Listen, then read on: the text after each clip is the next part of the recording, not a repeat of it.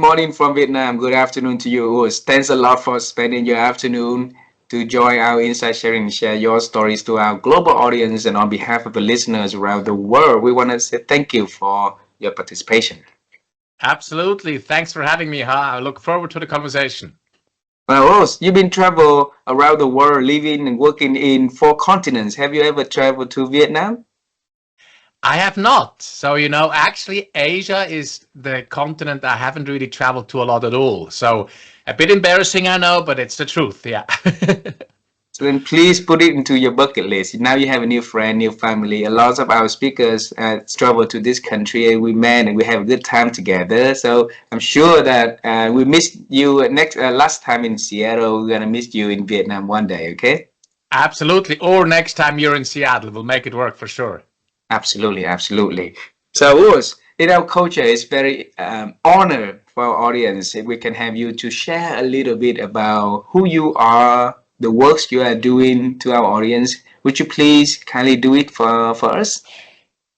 Absolutely. Well, that's an open-ended question. So I I'm a leadership guy. So I live and breathe leadership and have really done this for, ever since I've been, a young teenager, actually. So that's, the work I do now. But going back, so I grew up in Switzerland. So I grew up outside of Zurich and went to university there.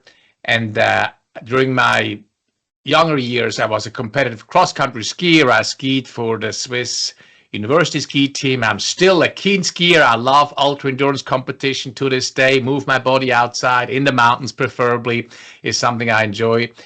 And then at the end of my 20s, I moved to Australia and I pursued my PhD, which people always are surprised by, which is in geography. So I actually studied geography in my late 20s and spent 7 years in Australia doing my postgrad work in geography. I also then transferred to business there, went to business school, and then I moved to this country, the US. Oh my God, now 24 years ago. I've been in Seattle for 24 years and primarily in leadership development, and we can talk more about my work here, executive coaching, and now speaking and writing. And then in between, about 7 years ago, I rejoined the military and I served as a NATO peacekeeping commander in the Balkans. And then 3 years ago, I went to the Middle East and served for the UN in Lebanon and on the African continent in Egypt for a year as a peacekeeper, which, is, we can talk about that too. It's a wonderful experience. It's humbling, it's interesting, it's maddening, and so many other things. So these are the 4 continents I've worked on and lived on. So Australia, Europe, where I grew up, Africa, and of course, North America, where I currently live. So that's it in a nutshell. We can go deeper anywhere you'd like. Urs, you have a phenomenal journey that you introduced to us for less than 2 minutes. So that is for sure. It's not fair for our audience to have a full understanding or at least more understanding of your life. So we're going to travel time together and let's travel all the way when you were young, okay? Because when I was little, I always wanted to become an astronaut and go into a different planet seems pretty cool for me. But life didn't give me any opportunity to do that, except that in the journey of interviewing amazing leaders around the world, we've been able to interview one of the 12 people ever walk on the moon, and his name is Charlie, and he's the youngest man ever walk and even drive a rover on the moon. He's the first one. And so for you, having the journey now of traveling around the world on special missions, writing the books that help leaders getting better and live and breathe leadership, right? We want to understand where that seed of idea coming from. So when you were little, what was your first dream about the works that you are going to do in the future? Was Actually, I'm not sure I can really pinpoint the first one. There were two. And as a European boy, a soccer professional, I wanted to be a professional football player, unsurprisingly, which little boy, at least back in the 70s, didn't want to do that? And so, and that was, I sort of knew a bit of a pipe dream. But maybe more seriously, it's actually interesting that you wanted to be an astronaut. I really wanted to be a pilot. I loved flying. My dad worked for 25 years for the Swiss International Airlines, Swiss Air, so we could fly very cheaply or for free different places. And my dad was also passionate about flying, so I really wanted to be a pilot. And so leadership, wasn't really part of that. So I'm talking, as a child, younger than 10, 12, and then I actually pursued becoming a pilot at 16 for the Swiss Armed Forces. But you know what? That was one of the first real failures or humbling experiences I had in my life. I didn't pass the training. So I actually got kicked out because I wasn't very good under pressure back then at 16. And so that was a difficult experience, to be quite honest. So so pilot is what I wanted to be back then. And so I'm now sort of a leadership guy, but that didn't start until my mid teenage years. And frankly, it developed both because I was influenced by my dad, who was a corporate executive and an amazing leader, one of the best humble leaders I've actually ever met. My dad was, and then also my experience in the Boy Scouts. So that sort of whet my appetite for leadership. But really, to answer your question, a pilot, that's what I wanted to be. Alrighty, a pilot, right? Alrighty. So before we talk about your experience and falling in love with leadership in the middle of teenage years, okay, we want to bring you to Australia. Okay, so you spent 7 years there and study your PhD there on geography. All right, you can choose any major, any areas to study for that 7 years. That's a long period of a lifetime, right? So why geography? So I actually have to go back. So geography was the PhD in Australia, but I did my undergrad and master's in Zurich, and that is coming back actually to my dad. So it's a little bit of a longer story. So when I was 14, my dad took 3 months of unpaid leave from his corporate job to volunteer in a refugee camp in Mogadishu. So he worked in Somalia and volunteered in a refugee camp. I was 14, and back, this is in the 80s. Being gone for 3 months was sort of my dad being gone was sort of a big deal. And when he came back, he told me about his experience and, all the issues he saw, obviously the huge challenges, the pain and suffering that he saw and experienced for himself. And I got really interested in how come, suffering and pain like that happens. And then at the same time, we were studying in geography. We're studying resource scarcity. This is high school. Resource scarcity, how it can lead to refugee streams. And so all of a sudden, my very mediocre grades in geography went from mediocre to very good because I could connect what we're studying in school with what my dad told me about the experience and how, again, resource scarcity and fight over land and colonial backgrounds and whatnot led to the problems now on the ground where he was working. And so that whet my appetite for geography. So I started to get really interested in how does the human system hang together with the environmental system. And so I then all through my high school years loved geography. And, not geography, what people think of. It's not pointing to the right capital on the map or being able to identify which country sits where, but really it's about how the systems, the human systems and the economic systems and the physical systems hang together and interact with each other. And so then I ended up studying geography, and frankly, a very privileged position. I was just interested in it. I never thought about for a second, what would I do later in life as a profession? I just loved what it represented, the problems it could solve, and so that's how I ended up studying geography. But then another twist. So I thought I would get into what was back then called overseas aid, international work, international development. But the professor was not my cup of tea at all who had that subject. And so I ended up studying tourism research. And so my master's and my PhD were actually in climate change impact research. So I studied impacts of climate change. Remember, this is 30 years ago. Nobody in this country, in the US, even talked about climate change back then. How climate change impacts tourism industries. And so that was what led me to go to Australia. But I actually went to Australia first, and I know I'm going all over here, but this is my life for you. I actually went to Australia first to train on snow cross-country skiing, because I told you earlier I was a competitive cross-country skier. And Australia, many people don't know, actually has a lot of snow. And so I went to Australia numerous times beforehand to train in the Northern Hemisphere in summer on snow. And I fell in love with Australia. I fell in love with the vastness of have you been out to Australia? Yes. Yeah. Okay. So the vastness of the continent. I mean, coming from Switzerland, where everything, it's beautiful, Switzerland is, but it's everything is small and like this, every village. But in Australia, this vastness, the blue sky, the sea.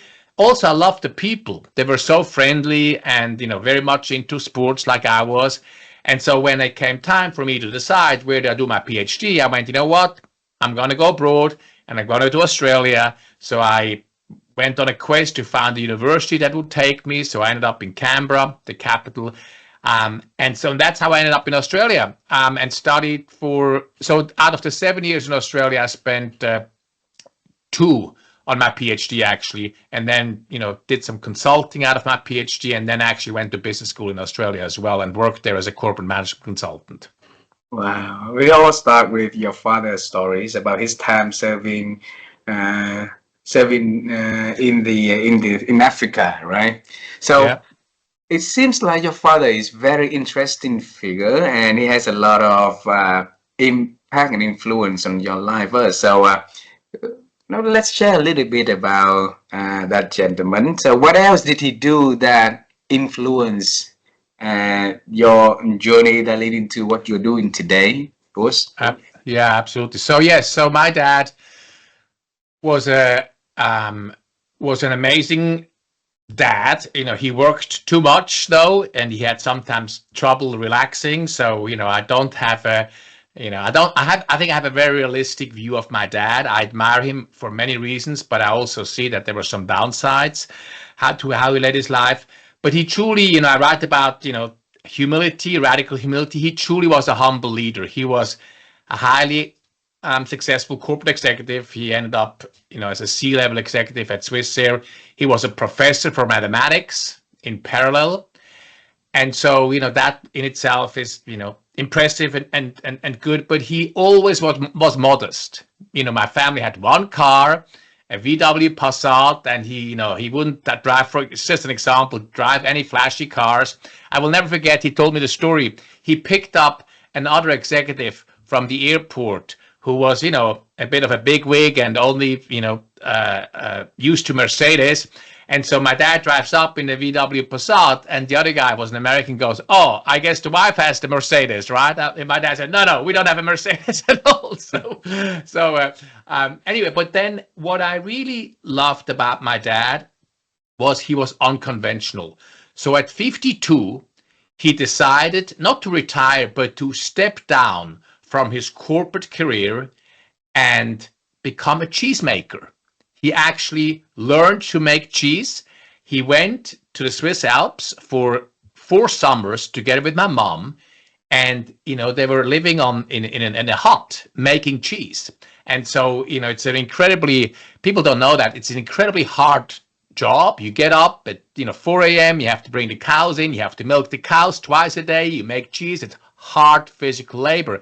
And so my dad had this ability to make unconventional choices. I mean, the Swiss media, by the way, loved that. So there were all articles all over the media, like top manager becomes cheesemaker in the Swiss Alps and whatnot. And so I love that. He assessed his career every 5 years. And then, unlike a lot of people, actually made changes when he felt, okay, I want to now experience something new and different.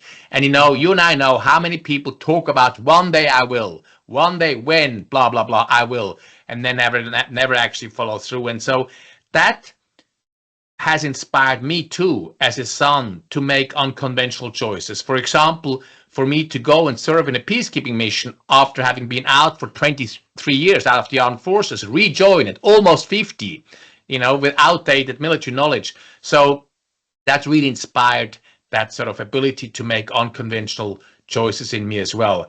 And then, I hope it's okay to talk about this on this show with you. My dad had a horrific stroke when he was 70, and then actually died by assisted suicide, which is legal in Switzerland. And people have very different views about this, and I respect all of them, some of them on principle, some of them religious based.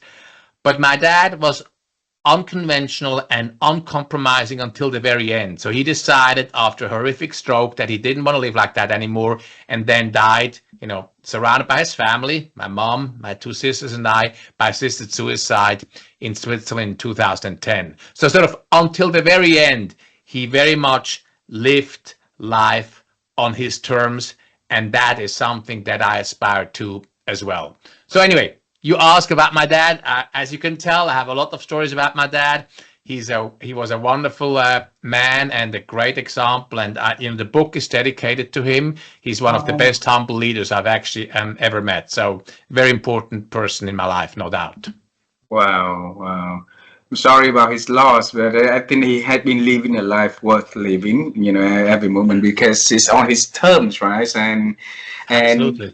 Earlier you mentioned the one thing is very important is that people keep saying one day I will, but that one day never comes. And it's really, really important for that message to come across, so that, every day, every moment is a moment for us to really step up and make a decision to change and lead in the life that we want to do. So curiously, what brought you to Seattle in 2001? After 24 years ago, you said. Yes. So why do people move around the world? Two reasons. You know what they are? No. Either love or a job, right? Let me guess. Love. Yes, and yes, exactly. So it's my ex-wife now. It's all good. We're on good terms. But yeah, my ex-wife, the mother of our children. So we met actually in Manhattan. So when I went to business school, I did a stint in Manhattan at NYU, and she was living there, and then we moved together here to Seattle. And honestly, that was and I know obviously you have lived in Seattle. It was a bit of a lifestyle move. We both love the outdoors, to ski, trail run, mountain bike. And as you and I know, Seattle is an amazing playground for all these outdoor activities. It also happens to, be fairly vibrant in terms of its economy, and there were a lot of interesting things happening at the beginnings of the 2000s, of course, namely Amazon, although we didn't know about that at that point. And so we felt that Seattle is a great balance between an outdoor paradise while still, being interesting enough and big enough so that there is economic opportunities for our business to grow. So that's what made us move to Seattle. And now, honestly, I have two boys. I have a 17-year-old high schooler here in Seattle and a 19-year-old who actually just left today on his travel gap year. I just drove him to the airport this morning. He's going to Nice, to France, to immerse himself in French. And so my younger one has about a year and a half left here in Seattle until he's done with high school. And then honestly, I'm not sure. I really would like to spend more time in the snow, like really in the snow. And so I might, sell my house here and have a little apartment where I can do this, lock the door and be done and walk away, versus maintenance and whatnot. So a bit more flexibility. But I want to can I just underline and double click on what you said earlier? I want to come back to this one day and then one day never comes. I think it's easy for us to say that. You need to take life into your own hands, and you need to make those choices, because sometimes, the day never comes.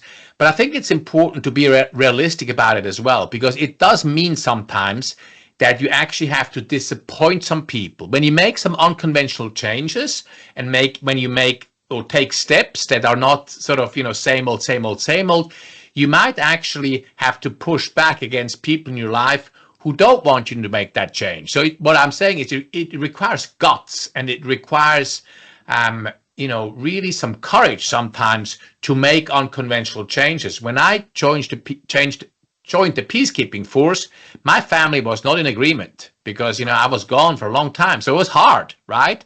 And some of my friends would say, like, why would you do that? Why would you give up a successful business or give up, take a time out? But I was so deeply committed to it that I was okay, with, I guess, the disapproval of some people. So I guess what I'm saying is it requires us to be strong and be okay with some people disliking our choices. Not everybody's going to applaud when you sort of charter your own course. Before we talk to your time coming back at the, after years, and, so that you're coming back as a peacekeeper, I want to ask you this one because earlier you mentioned that 30 years something ago that you joined learning about climate change, and back then not a lot of people doing that. You also been in the space of executive coaching for a long time, for at least 20 years plus. And back 20 years ago, executive coaching or coaching is barely exist, right? So you have an eyes and attention to look for something new and to go into the direction like that. So where did that ability come in from, Urs? That's a great question. That's interesting because I actually don't think of myself, honestly, as someone who's a great pioneer in terms of, pursuing new things. I think, climate change, to be fair, back then, started in Europe, started to become a topic of research.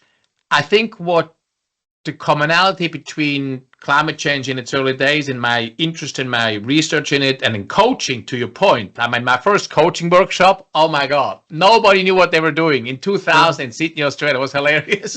But maybe it's more about really knowing when I land somewhere where I know I belong. I knew I belonged in the climate change impact research community because I was deeply passionate about it. And it actually didn't matter if it's something new or if it's something that had been established for a long time. Same with coaching. I will never forget this first coaching workshop. It's the Wild West. Nobody knew what it was. In the US, it was a bit more advanced. But I landed there for a weekend workshop and I knew immediately, like, helping others to achieve their goals, helping others to get better, helping others to become better leaders at the end of the day. That was something I was deeply passionate about. So it was maybe more about being in touch with what really drives me versus pursuing something new and different. Wow. Now I go to the times as in the military peacekeeper. Okay. Yeah. What brought you back? So how I told you that initially I studied geography because I wanted to get into international work. I call it mission work, not religious mission, but just meaningful international work. And so then when my dad passed away in 2010, I was approaching 50 and I had a good hard look at my life. And I asked myself, what are the things I don't want to look back on and say, I wish I would have, coming back to our early conversation, no regrets.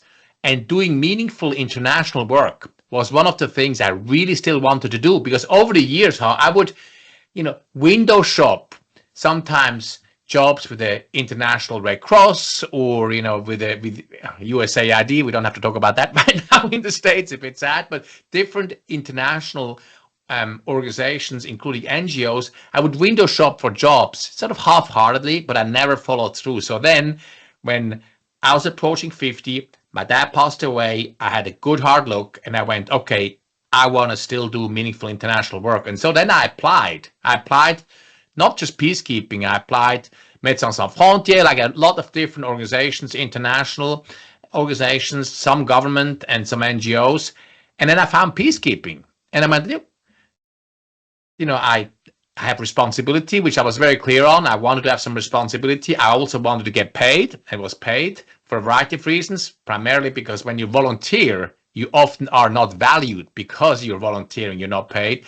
I wanted to have some responsibility. And so I checked all the boxes. And yeah, I've been an officer 22 years ago in Switzerland. So I went and applied. So I joined through the Swiss Armed Forces. So I had to fly back from Seattle to Switzerland numerous times for assessments, psych evaluation, physical, and then you had to role play with a village mayor and all that stuff. So, and I loved it. So I decided to apply, and then they took me, and then I went to training, and then I deployed in the end.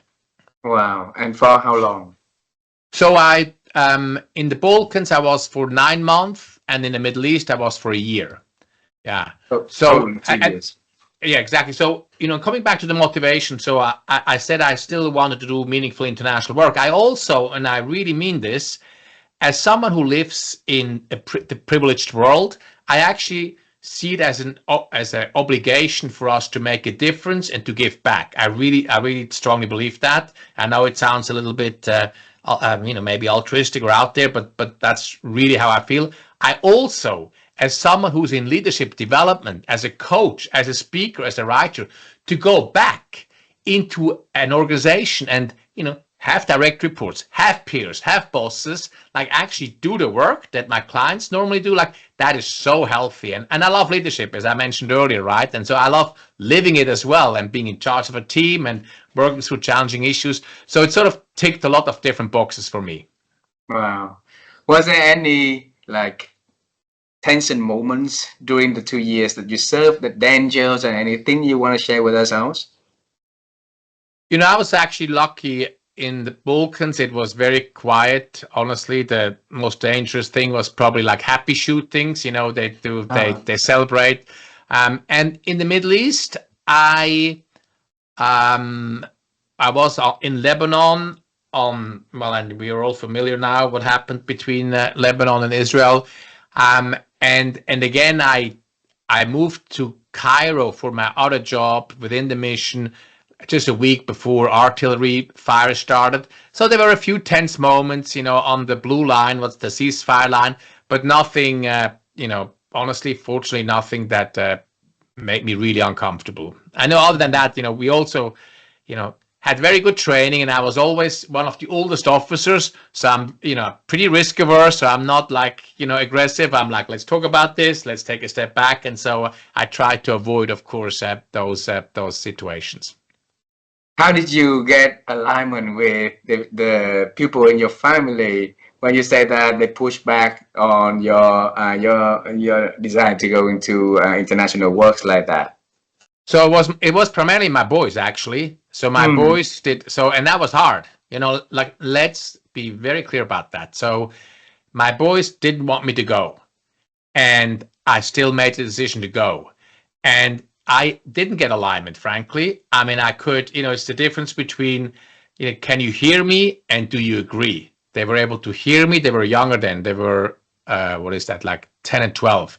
They were able to hear me, but they didn't agree at all. And so it was one of those situations. And that's why I mentioned what I said earlier, that sometimes it's even, even more difficult that when we have to sort of, push back against people who we love, right? And I got some slack from people, close friends who said, how can you do this to your children, right? And so I'm very clear that it was a big sacrifice on everybody's part, including mine, but probably certainly more on my boys' part. But it was something that I felt was so important that I wanted to do that I guess I put my own needs at that time first. So fortunately, we have a wonderful relationship, and we were able to maintain our relationship, thanks to modern technology while I was deployed with daily phone calls and, text messages and whatnot. But there's no question it was hard. Yeah. I think it's important as a leader, you have to make hard decisions, and then you set an example for your boys and the people around you. One day they will face with hard decisions, then they need to weigh in which one is more important, what one is more long-term impactful, and for them to to put some sacrifice on the way. All right. Yeah, absolutely. Very true. Yes. So now go into the book. All right. My first questions coming from my friends and the audience is, what took you so long to write the book? What took me so long? Yep. I love it. Well, so do you mean until I started to write it, or what took me so long while I wrote it?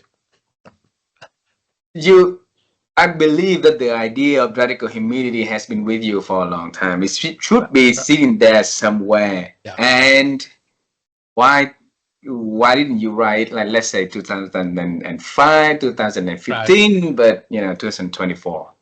Look, this is a great question. Honestly, the honest answer is I was a bit cynical about books. I really felt, do I really want to add another book to the leadership library that says the same thing and nobody reads anyway? So that was my sort of view for a long time. And people, like, have told me for a long time I should write a book because of my varied background. We haven't even talked about, the ultra endurance competition stuff.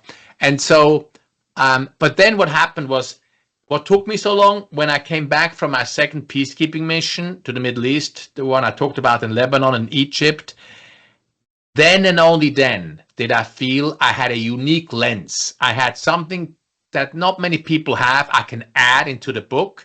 And so, yes, humility has been interesting to me on a personal level for a long, long time. Before I even did leadership development, I was always drawn to people who were highly successful, but who can say things like, hey, I'm not quite sure about this. What do you think? Or, I made a mistake.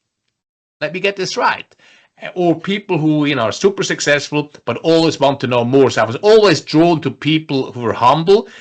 But then the concept of humble leadership probably started to emerge for me about around the financial crisis, 27, 28, 2007 and 8, when a lot of my executive coaching clients were still leading very top-down command control, very old school, and they were always a step behind. And so and I asked myself, okay, there must be different ways to do this. And so then, of course, I found, situational leadership, servant leadership, and then I found humble leadership, and I thought, okay, there is something here. And so I started informally to think about and study humble leadership, just about that at that time. But then really only, to answer your question again directly, when I came back from the second mission, did I think, okay, now I actually have something that I can offer to the world. And then frankly, there was also a very practical aspect to it.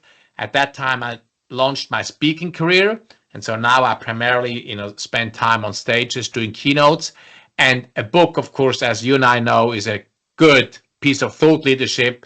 And it forces you to really think through your stuff, like much more than in a speech, I feel anyway, in a very systematic way. And so, so that's what got me to write the book. Wow. And have you ever heard the name of this lady? Her name is Edith Eger. Yeah. Yeah, so she's a Holocaust survivor. She wrote the book called The Choice, very famous herself. And on the book, she writes that she believes that people are not coming to her, people are sent to her. So those humble leaders are sent to you, so that for you to explore the journey. So how did you, from your experience with those amazing humble leaders, and becoming a leading expert in humility, in humble leadership? Tell us, what did you do to make you become an expert in humble leadership, please? Well, I think, hopefully what everyone who's sort of just attempting to become an expert does. So it's a combination of really living the experience myself. So, as I mentioned, in the military, going back and actually applying what I'm writing and thinking about, like the humble leadership principles, like relationship building, like deep self-awareness, like build psychological safety, actually applying it in the real world myself. I think that's an important piece.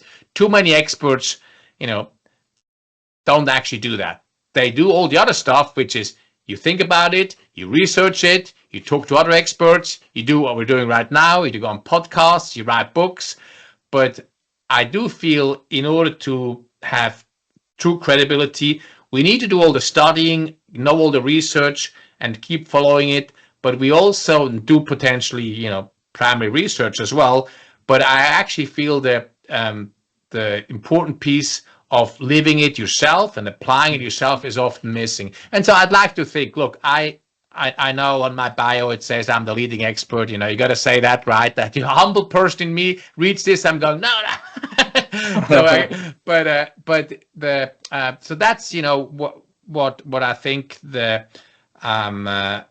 what needs to happen. You need to live it. You need to research it. You need to be in touch with other folks who are deeply passionate about it and who are leading experts. So one of the things that I'm deeply humbled by is Professor Amy Edmondson from Harvard Business School, the queen of psychological safety. She's been a wonderful supporter of my work. And so being able to, share my thinking with her and her supporting my work, like that is truly meaningful to me. And I'm deeply humbled. Actually, a quick funny story. So 3 days after my book launched in March of last year, NATO called and asked if Amy Edmondson and I could do something together at NATO HQ in Brussels, Belgium, on psychological safety and radical humility.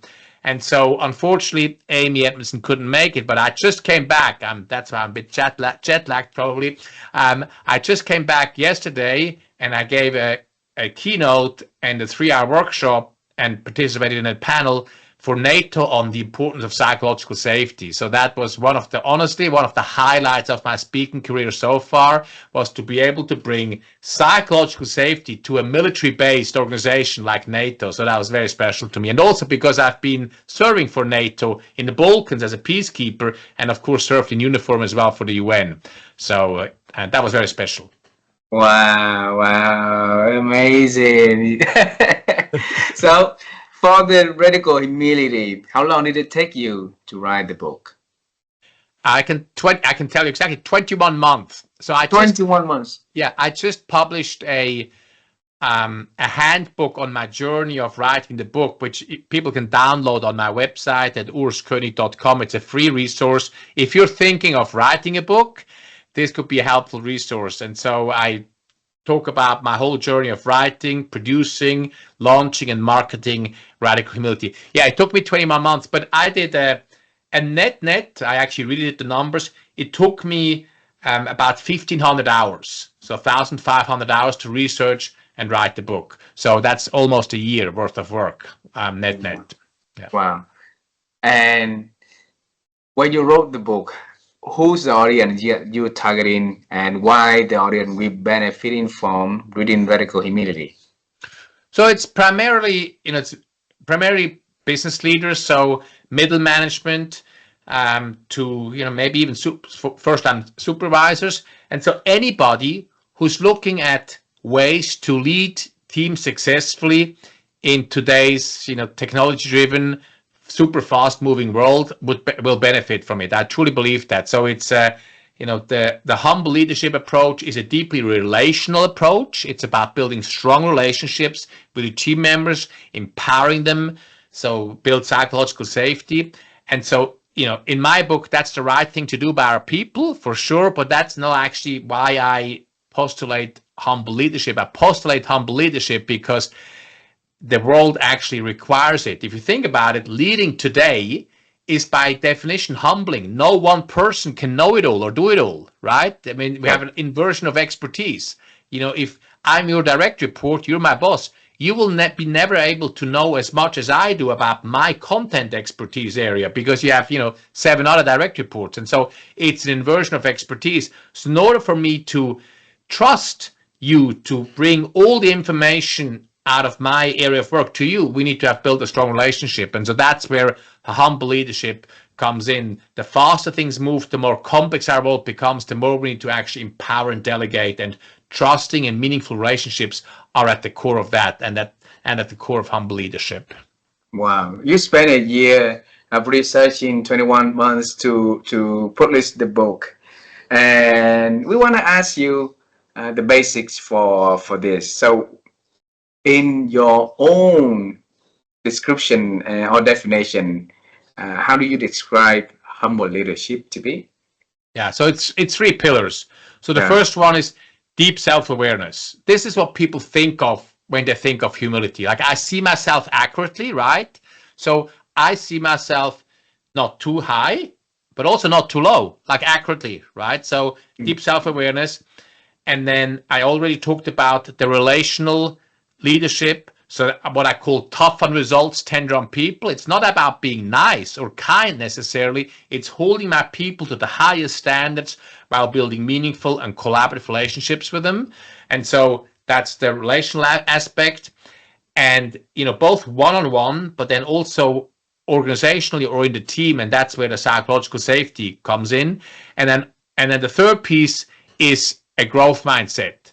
So seeing mistakes and failures as an opportunity of learning and growing versus something to be ashamed of, or worse, even sweep under the carpet. And so those are the three pillars of leading with humility, or radical humility in leadership. To self-awareness. Then the last one is grow awareness and to grow myself. At the middle one, I couldn't write down in here. So maybe you can help us to understand a little bit more about the middle one, please. Absolutely. So the middle one is the leading relationally. So I lead by relationship versus simply by content expertise. So this is where, I mentioned tough on results, tender on people comes in. And so let me make this come alive. How does this look in practice? When I sat down during the Kosovo deployment, I was called into my boss's office. He was a colonel, I was a captain. He sat me down and he opened the meeting and said, Urs, I love you. You know I do. And your work is not even close to being good enough. It's not good enough by a long shot. So his word made me shrink in my chair. I knew he loved me. And he didn't just say that because we've spent, by that time, 6 months together working. He took an interest in my career path. He knew about my family. He knew about my sons. He really got me. He wanted to help me to go to the next level. So I knew it wasn't just empty words, that he really loved me. And then he was able to communicate that this is not even close to being good enough. So he was able to hold the high standards. If he would have yelled at me, if he would have chewed me out, I would have tuned him out. I'm like, oh, whatever, it doesn't matter. But because I knew he cared for me, I was really able to hear the tough feedback and act on it. And by God, he was right. My work was not good enough. And I had to turn it around, and I did. And I made sure I never, ever disappointed him again, because we built this strong collaborative relationship. So it's this notion that being tender on people gives me license to be tough in results. If you and I have built a collaborative and trusting relationship as a direct report and a boss, then I'm much more able to hear the tough feedback that you have for me. So that's the leading relationally. Wow. So we said that if we can build a collaborative and trust relationship, then anything can, we can grow things on top of that, right? And leading and so the fundamental is what we need that, all right? So how can we build that collaborative and trust relationship? It's not easy. Not easy. Hmm. It's what these things are all, everything I talk about and write about, it's very simple, but it's not easy, right? So how do we do that? Let's think about, how do I deepen a relationship? How do I do it in my personal life? And I literally write about this very thing in the book. I do it every day. Hopefully I do it with my friends, with my family members. I do it by conversation.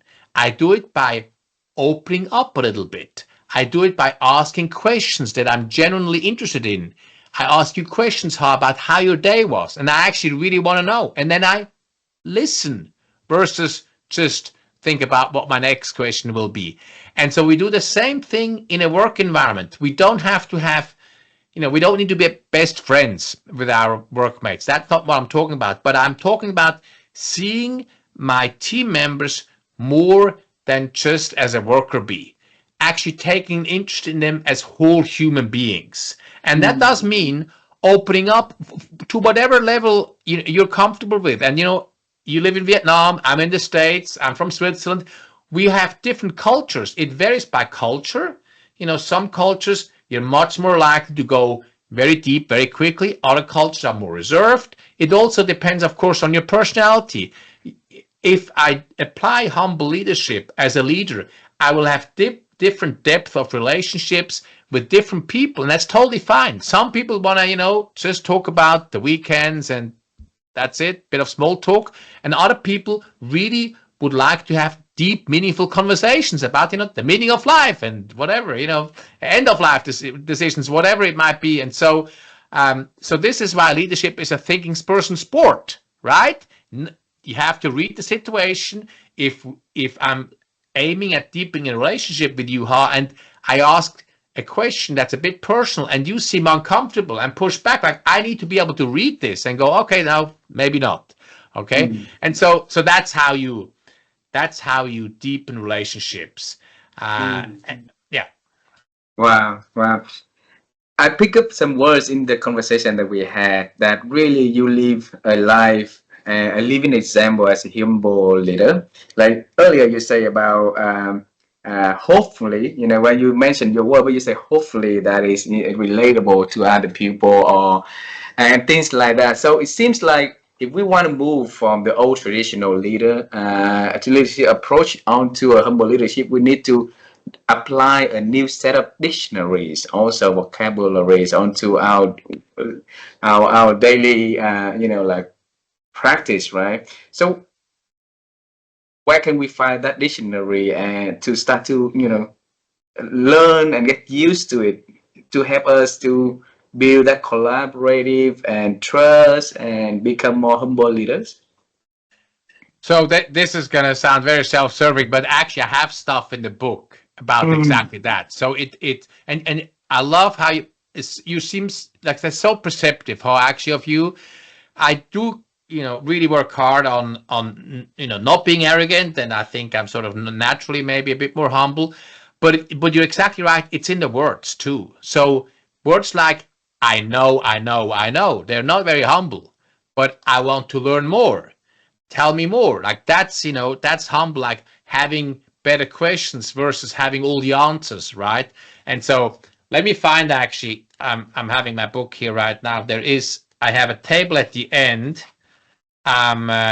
where I sort of summarized behaviors and some of the vocabulary that we might use. So, for example, do you want to be a soldier or do you want to be a scout?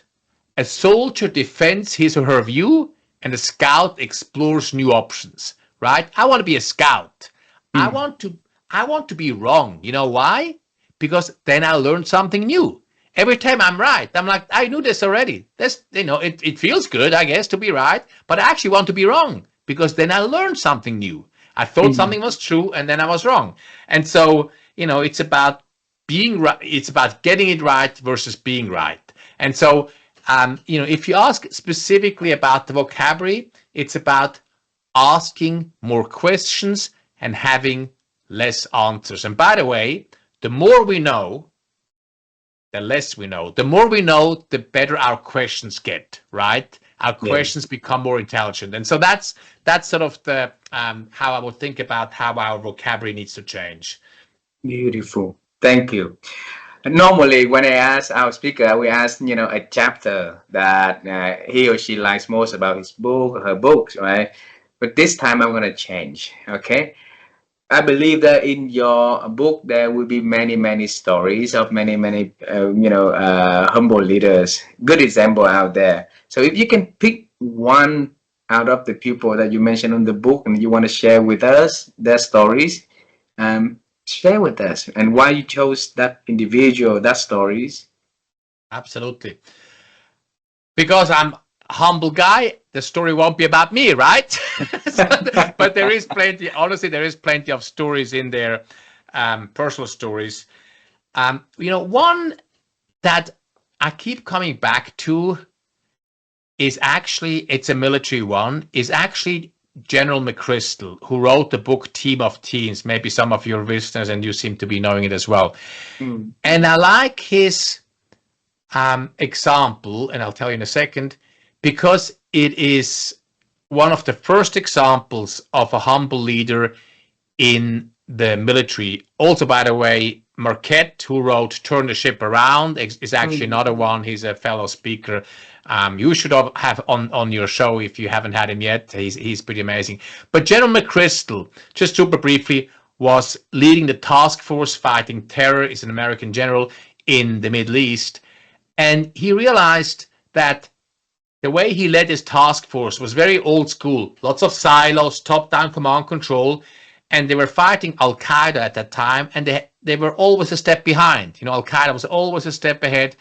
And unfortunately inflicting a lot of pain and suffering to both the task force and the civilian population. So McChrystal humbly admitted that what I'm doing doesn't work. You know, it actually requires self-awareness. If you're a four-star general to go, you know what I'm doing is screwed up, it's not working. So he changed the leadership of his task force from what he called leading like a chess master controlling his pawns on the chessboard, to leading like a gardener. If you think a gardener, you can't make plants grow. You know, much like you and I, we can't make our people do stuff. But what we can and what we must do when we lead like a gardener is plant the right seedlings at the right spot in the right time, provide a nurturing environment by watering, weeding, so our people, our plants can flourish. So McChrystal moved from top-down command control, leading like a chess master, to providing the right environment, the right culture based on strong relationships, very transparent communication. He even got into trouble with the intelligence community because he shared too much information to their liking, but he wanted to be transparent so people had the information they needed to make good decisions. So he had the humility to say what I'm doing is not working, and then he had the humility and the tenacity to shift from leading like a chess master to a humble creator of the right environment, the right culture. And so that's so McChrystal is really a wonderful example. And I actually happen to think, despite of how he ended his career, which was unfortunate, he got fired by Barack Obama over some stupid remarks he made. But he's actually, to this day, he also speaks. I really perceive him as a humble person as well, not just a humble general. Probably that's the reason why his book is right on your shelf in the team of teams right there in the middle. Yeah, exactly. Next to Amy Edmondson's. Yeah, and then Jolie, The Heart of Business. Exactly. All righty, wonderful. Thank you very much for bringing up his stories, and he's amazing gentleman and general also. So, three last questions for this conversation. Okay. And the first question is for you to tell to yourself, because in your middle teens, teenager time, you fall in love with leadership, right? You said in earlier conversation like this. And so now, if you have a chance with me to travel time to meet yourself back then, maybe when you're first having the love for leadership, and you can tell the journey that young version of you going to be having the journey in the future, what would you tell that young self? What would I tell young self? I would tell young self to go, it sounds strange, but go abroad earlier. Like actually go. And even though, I spent now a lot of more of my half than life abroad, like away from my hometown Switzerland, from our home country, go abroad earlier and pursue leadership positions and responsibility with even more vigor and earlier as well. So that's what I would tell myself. Yeah, because I was hedging, honestly, in my 20s, I was hedging a little bit. I wasn't quite sure. Maybe I shouldn't generalize, but I was certainly unsure of myself. What do I really want to do? But I would tell myself to go for it earlier. Wow. I think that answered the question why now. The one day I will, you always live in that principle that you do it instead of, waiting for that one day to come, right? Right, exactly. So, exactly. Urs, the next question is about the future. Okay, because Yeah. we travel the past, we know the present. Now we want to know the future. Is there anything exciting you are working on? You want to share with our audience so we can celebrate with you in advance? That's, I love that question. And the humble answer is I'm not entirely sure what the future brings. I don't have, an exciting thing, an easy exciting thing I could share with you in terms of, oh, I have a next book. But what is exciting, is that I get to really shape how I want to spend my time and energy in my work over the next year or two. And I haven't ruled out actually doing another mission as well. And so I love what I do right now. I love the thought leadership. I like the book. I like the speaking. But I also think about that I want to spend some more time again going back to my passion of athletics, doing more uphill travel on skis, and potentially going back into a mission. So uh, I'm not sure what the future brings, and I'm actually doing some very deep self-reflective work right now, talking to mentors, doing my own journaling about how I want my professional future to look like over the next 2 years. And the work is ongoing, and I don't have a good answer right now. It is, I humbly admit, I don't know. I'm working through it and figuring out how I want my professional life to look like over the next few years. Whatever it comes out, I believe it's going to be always amazing. So, Oh, thank you. all right. The last question was is about thinking. So earlier throughout this conversation, you mentioned about the word think, and you help people to improve their ability to think through your workshops, through your speaking engagements, through the works you do. So through your books also to help leaders become better leaders, right? And that's by teaching their way of thinking. And my wife and I, we've been on the quest to help people to unveil the secret how amazing people around the world thinks. So, and the simple reason for that is we see our thinking capability these days has been diminishing for so many reasons. And if we can pick, the secrets from, from experts, and people can pick and apply in their lives. Hopefully, they will be able to think better, and that can start the transformation journey for themselves. So, over the years, how have you been growing your ability to think? How have I been growing the ability to think? I, so I'm going to answer the question, but I'm also going to say one other thing. Thinking is important, super important. And I think it's important. I think it's important to realize that as humans, we're primarily feeling creatures. We're primarily feeling creatures who occasionally, the joke goes, we think we're thinking creatures who occasionally feel, when in truth, we're emotional beings who occasionally think. It's probably not entirely true. But the way I improved my thinking was by becoming more thorough. Frankly, as a teenager, I wasn't particularly thorough in my thinking. Honestly, I went, it's good enough, it's good enough. I was a bit careless, maybe. My mom would give me a hard time when I did homework. I was, good enough is good enough. And so the way I improved my thinking was by peeling back the layers and asking better questions and more meaningful and deeper questions. Like, that is the ticket. And not, like, honestly, some of the work I did as a teenager for, assignments in school, I peeled back one layer, maybe two, asked 1, 2 questions, and then just, went with it. Now, and it's ongoing, by the way, it's ongoing. Hopefully, I will think better in 5 years than now. Hopefully. So asking deeper, more meaningful, and better questions. That is what helped me to improve my thinking, and doing things like what we're doing right now, having conversations with smart, interesting people about what I'm thinking about, and inviting them to challenge me. Like, that's improving my thinking. Not hanging around with the people who always agree with you anyway. That's not going to advance my thinking. I need to be hanging with people who challenge me, who disagree, ask hard questions in hopefully a respectful way. That's the ticket.